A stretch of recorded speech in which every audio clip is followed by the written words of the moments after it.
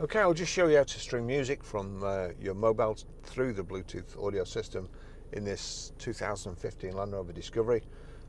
So first of all, to your music, you'll see there at the bottom, that's iTunes, but it'll work on anything. So you see at the bottom, Discovery Sport.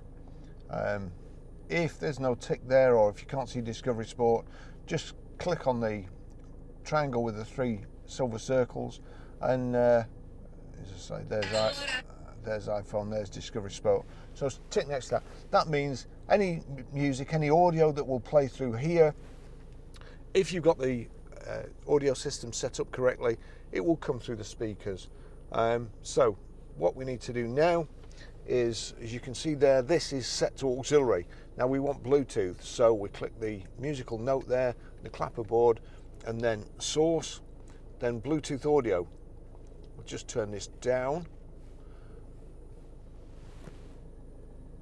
turn that back, turn it down, turn this up.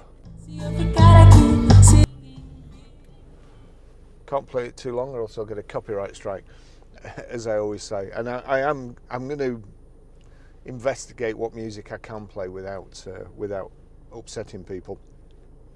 So that's it. That's how you stream audio.